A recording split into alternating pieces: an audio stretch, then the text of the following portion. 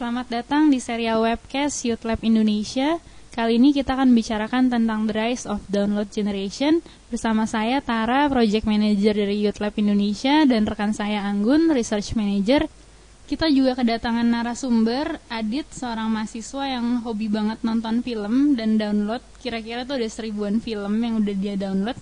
Dan nanti kita akan dengar dia sharing tentang bagaimana sih perkembangan industri film dan musik di Indonesia, serta ancamannya terhadap hobi anak-anak muda yang sering download akhir-akhir ini. Oke, kita langsung mulai aja dengan rekan saya Anggun. Pasti teman-teman semua sebelumnya udah tahu dong apa itu Aquarius. Aquarius itu adalah salah satu toko kaset, CD, atau music stores yang terbesar di Indonesia. Itu dibangunnya tahun 1995.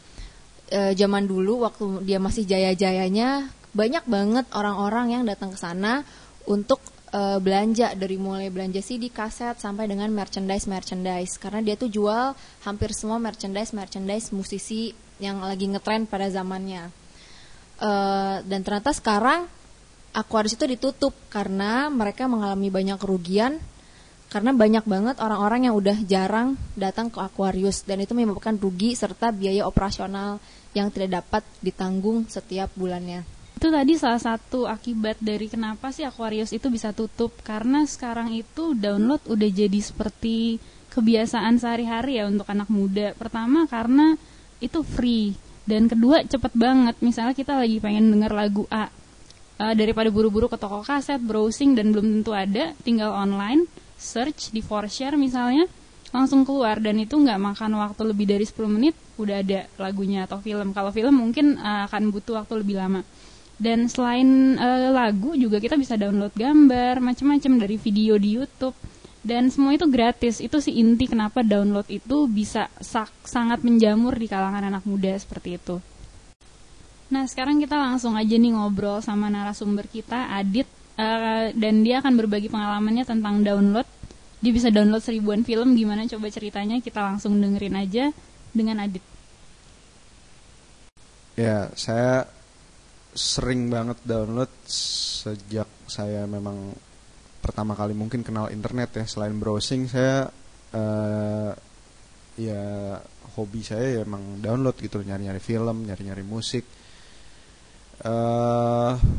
Alasan utama kenapa saya download ya, yang pertama untuk bisa dapat yang gratis, kenapa kita mesti bayar gitu loh. Itu alasan pertama kenapa kita download. Terus juga kebetulan selera musik dan selera film saya tuh agak-agak yang susah dicari gitu loh. Jadi ya saya bisa dapetin apa yang saya mau ya lewat download ini. Selain karena murah, gampang, cepet, ya udah apalagi gitu loh. What could you ask for more lah istilahnya, untuk cari yang lebih gampang dibanding ini gitu. Berarti pengalaman downloadnya Adit udah tingkat tinggi banget nih ya. Kamu pernah gak sih, Dit, ngerasa bosen di satu titik dalam pada saat mendownload, atau pernah gak ngerasa bersalah download pada saat mendownload lagu atau film? Ya kenapa? Ya bosen sih ya ada ya. Kalau misalkan emang udah kebanyakan download ya pasti bosen juga. Cuman ya itu bakalan balik lagi gitu loh, feeling download itu udah edik, udah kebiasaan download ya, emang nggak bisa dihilangin gitu. Udah dari dulu, udah lama pakai internet juga, mostly pakai buat download gitu loh, buat ya gitu. Bosen, cuman bakalan balik lagi gitu perasaan untuk downloadnya. Kalau misalkan merasa bersalah sih ya pasti ada lah ya, merasa bersalah. Khusus untuk musisi-musisi Indonesia mungkin, atau film-film pokoknya dari buatan Indonesia sendiri itu ada, pasti ada lah. Ceritain dong, Dit, gimana sih asiknya download? Kenapa kamu bisa jadi edik banget sama download? Dan dari mana sumber yang paling terpercaya untuk download buat kamu? Ya itu kayak yang tadi saya bilang ya, di download di internet itu cuman tinggal duduk terus jadi ya. Contohnya aja nih ya, kalau misalkan saya pengen bikin download satu film, kalau misalkan internet koneksinya lagi kenceng, itu paling cepet 15 sampai 20 menit itu filmnya udah selesai. Kurang cepet apa lagi gitu loh, dengan teknologi yang secanggih itu tuh udah memanjakan downloaders istilahnya kayak gitu. Nah, terus juga saya kalau biasanya dapat film-film atau lagu-lagu itu banyak ya, Indo Webster, terus juga ada Rapid Share.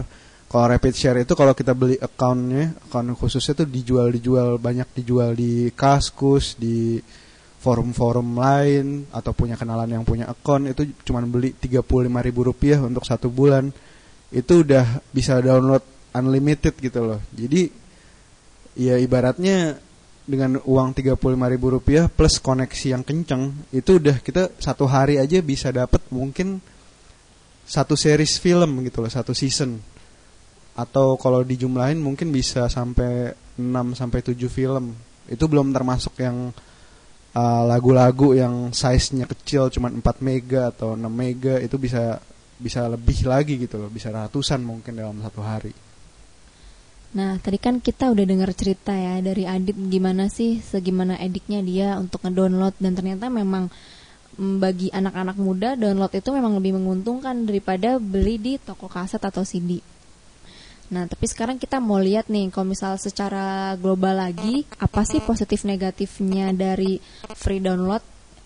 Yang pertama adalah positifnya. Tentu aja kalau misalnya buat para musisi-musisi itu free amplification. Dia emang lebih mudah buat dia untuk memasarkan diri dia, promosi apa yang baru dia buat, promosi mengenai musik dia yang terbaru tuh lebih mudah. Dan lebih mudah lagi dia untuk membuat orang-orang tuh jatuh cinta, intinya meng-create fan base-nya tuh lebih enak. Karena kan biasanya kalau misalnya kita download gratis, nanti kan orang-orang akan menyebarkan lagi ke temennya. Tadi gue habis download nih, si artis ini udah ngeluarin album baru dan enak loh. Nanti lama-lama akan banyak yang suka. Dan itu jadi keuntungan tersendiri buat artisnya. Sedangkan kalau misalnya kita lihat negatifnya, tentunya sih industri musik sama film mengalami kerugian ya, gimana enggak kalau misalnya apa yang telah mereka produksi ternyata enggak dibeli karena orang-orang lebih prefer download gratis di internet. Terus itu juga pelanggaran hak cipta, dan yang terakhir adalah komputer kita atau handphone untuk ngedownload bisa aja kena virus, karena kan lebih mudah ya perpindahan virus antara dunia maya tuh ketimbang kita beli langsung CD atau kasetnya. Sekarang menurut Anggun gimana strategi untuk musik industri itu sendiri dan perfilman agar kasus-kasus seperti Aquarius itu tidak terulang lagi? Bagaimana menyikapi download yang makin marak di kalangan anak muda? Terutama semakin berkembangnya internet, pasti kebiasaan download itu akan semakin meningkat. Oke, yang pertama adalah tetap aja ya, mau gak mau anak muda atau enggak orang secara umum tuh pasti suka sama yang namanya gratisan. Jadi jangan ragu-ragu buat para artis tetap untuk membuat free access. Nah, studi kasusnya ini adalah The Trees and the Wild. Dia membuat free access, orang-orang tuh bisa download musik-musik mereka yang terbaru tuh di MySpace. Dan ternyata kalau kita lihat nih, profile view-nya itu udah sekitar 200.000-an views. Nah, strategi yang kedua adalah gathering the fans from Gen X. Jadi generasi-generasi yang dulu masih ngefans banget sama Aquarius, Tara Megastore, di Stara itu tuh berasal dari kalangan Gen X atau generasi MTV. Jadi pasti mereka masih tersebar tuh di seluruh Nusantara tuh masih tersebar. Jadi kita harus pinter-pinter nih nge-reach lagi fans Aquarius atau fans-fansnya Tara Megastore, terus dikumpulin lagi, terus membuat forum discussion dari situ, dan juga melibatkan mereka. Jadi mereka juga merasa signifikan dan memiliki sense of belonging terhadap music store yang memang dulu mereka kagumi banget. Dari situ kan akan terus menyebar, dan akhirnya dari word of mouth aja mungkin kita bisa, pertumbuhan fansnya itu bisa mungkin 2% per bulan, bisa jadi kan. Nah, strategi yang ketiga, lanjutan dari yang kedua adalah Gen X yang sudah menjadi fans ini, dia bisa aja memberikan amplifikasi kepada orang-orang di sekeliling dia. Tidak terkecuali untuk Gen Y dan Gen Z yang merupakan internet generation.